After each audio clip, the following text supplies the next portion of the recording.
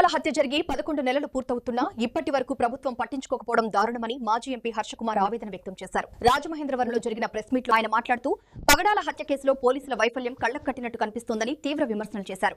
ఇప్పటికైనా పోలీస్ వ్యవస్థ తమ కళ్లు తెరిచి పగడాల కుటుంబానికి న్యాయం చేయాలని డిమాండ్ చేశారు. ఈ ప్రభుత్వానికి దాచుకోవడం దోచుకోవడం తప్ప ప్రజల కోసం పనిచేసే మనసు లేదని హర్షకుమార్ మండిపడ్డారు. కూటమి ప్రభుత్వం కక్షపూరితమైన రాజకీయాలు చేస్తోందని, ప్రత్యేకంగా దళితులకు తీవ్ర అన్యాయం జరుగుతోందని ఆరోపించారు. కూటమి ప్రభుత్వం నాయకులను ఉద్దేశించి మీ మనస్సాక్షి మీద చెయ్యి వేసుకొని చెప్పండి, ప్రజలు మిమ్మల్ని గెలిపించినందుకు మీరు ప్రజలకు ఏం చేస్తున్నారంటూ ప్రశ్నించారు. చంపేస్తే ప్రతిపక్షం మాట్లాడు పరకామణి కేసులో ఆ పక్షాన్ని ప్రతిపక్షం అధికార పక్షం ఒకళ్ళనొకడు దొమ్మిది మీదంటే మీ ఫాల్ట్ అంటే మీ ఫాల్ట్, మీ ఫాల్ట్ అంటే మీ ఫాల్ట్ అంటే ఎందుకు ఇంటర్లింక్ అంటే ప్రవీణ్ పగడాల ఎలాగ చనిపోయి కేసు ఇది ఈ ఆంధ్రప్రదేశ్ గవర్నమెంట్ లో జరుగుతున్న అన్యాయం.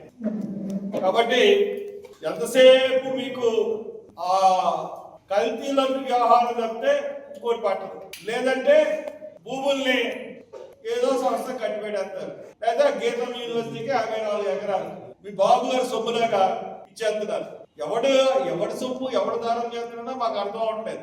ప్రజల సొమ్ముని దారాదత్తం చేయడానికి మీ అధికారం ఎక్కడ ఉంది చంద్రబాబు నాయుడు గారు మీకు? అలాగే మొన్న నేను ఇక్కడికి వెళ్ళాను, హోప్ ఐలాండ్ వెళ్ళాను. హోప్ ఐలాండ్ లో సముద్రంలో డ్రెడ్జింగ్ చేసేస్తున్నారు, ఇసుకని అక్రమంగా తవ్వేస్తున్నారు డ్రెడ్జింగ్ చేసి. అంటే collector is the culprit. Collector ఆ తీరాన్నంతా చూసుకోవాల్సిన బాధ్యత కలెక్టర్ది.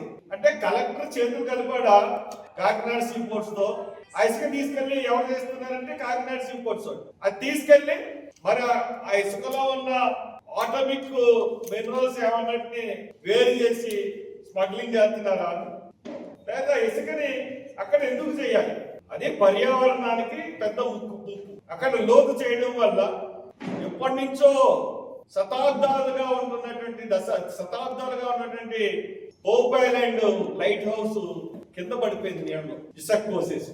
మరి అంతకన్నా ముందు ఉన్న కోరింగా హౌస్ లైట్ హౌస్ ఎందుకు పడిపోలేదు? అక్కడ డ్రెడ్జింగ్ జరగట్లేదు కాబట్టి ఇక్కడ డ్రెడ్జింగ్ చేసేసి ఎక్కువ షిప్పుల్ని లంగర్ వేయడానికి ఉపయోగించడానికి పర్యావరణాన్ని తుక్కు చేసేస్తున్నారు. దాని మీద నేను ఖచ్చితంగా గ్రీన్ ట్రిబ్యునల్కి వెళ్తాను, కలెక్టర్ మీద. ఎందుకంటే ఇంకో ముందు నా టైంలో ఇదే కాకినాడ సీ పోర్ట్స్ ఇలా అక్రమంగా తీసేస్తే నేను రిపోర్ట్ ఇస్తే 9 కోట్లు ఫైన్ వేశారు కాకినాడ సీ పోర్ట్స్. కట్టలేదని మళ్ళీ ఇంకో 9 యాడ్ చేసి 18 కోట్లు ఫైన్ వేశారు. ఆ కాకినాడ సీ పోర్ట్స్ ని జగన్ తీసేసుకున్నాడని చెప్పేసి అన్నారు.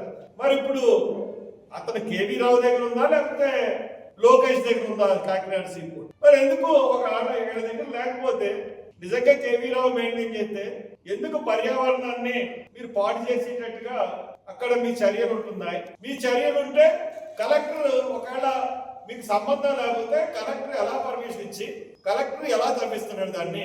దీని అన్నిటికీ కూడా ప్రభుత్వం సమాధానం చెప్పాలి. చాలా దారుణంగా ఉంటున్నాయి. జరిపి ఒక రిపోర్ట్ ఇచ్చింది, దాంట్లో కల్తీ కొవ్వు అన్నది, జంతువుల కొవ్వు అన్నది ఉపయోగించలేదు, రసాయనాలు ఉపయోగించారు అన్నప్పుడు ఇంకా కొవ్వు జంతువుల కొవ్వు కలిసిందని వాదించడం, అది ప్రచారం చేయమని చెప్పి పార్టీ ఎమ్మెల్యేలకు మినిస్టర్ చెప్పడం ముఖ్యం. ఆ కోర్టు ఆడ వేసిన సీటు మీద వాళ్ళకే నమ్మకం లేదా, లేకపోతే సుప్రీంకోర్టు మీద నమ్మకం లేదా, లేకపోతే చంద్రబాబు మీద నమ్మకం లేదా, పవన్ కళ్యాణ్ మీద చంద్రబాబు నమ్మకం లేదా, చంద్రబాబు మీద పవన్ కళ్యాణ్ నమ్మకం లేదు. కాబట్టి వాళ్ళు ఇచ్చిన రిపోర్ట్ బట్టి మేము మాట్లాడతాం తప్పితే మేము ఇంకో రకంగా మాట్లాడడం, వాళ్ళు ఇచ్చిన ఏది రిపోర్ట్ ఉందో అదే మాట్లాడతాం. కాబట్టి కల్తీ ద్వారా రాజకీయంగా లబ్ధి పొందాలనుకోవడం అవివేకం. కాబట్టి ఆ ప్రయత్నాలు మానుకోండి అని చెప్పేసి కూటమి ప్రభుత్వం విసిగిపోయారు ఈ పరిపాలనతో. ఎప్పుడు ఎలక్షన్స్ వస్తాయని కాసుకు కూర్చున్నారు. ఎందువల్లంటే 2014 నుంచి 2026 12 సంవత్సరాలు ఈ 2 గవర్నమెంట్ లో కూడా ప్రజలు అరాచక పరిపాలన చూస్తున్నారు. ఎంత అరాచకమైన పరిపాలన అంటే ఆ పార్టీ మీద ఏళ్ళు, ఈ పార్టీ మీద ఏళ్ళు, దాడులు, కులాల మధ్య చిచ్చులు పెట్టడం, కులాలకు చిచ్చులు పెట్టి ప్రతి కులాన్ని వాళ్ళ వైపుకు లాక్కోవడం, లేకపోతే గవర్నమెంట్ భూములు దోసుకోవడం. ఈ 2 ప్రభుత్వాలు వీటికే పరిమితమైన, వీళ్ళ మీద ఒకరొకరు కేసులు పెట్టుకోవడం తప్పితే ఇంకో పరిపాలన లేదు.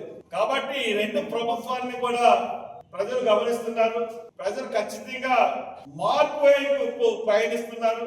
ఈ రెండు గవర్నమెంట్ ని కూడా ఖచ్చితంగా ప్రజలు చీకొట్టే రోజులు త్వరలో వస్తాయని చెప్పి నేను మీకు తెలియజేస్తాను. Thank you.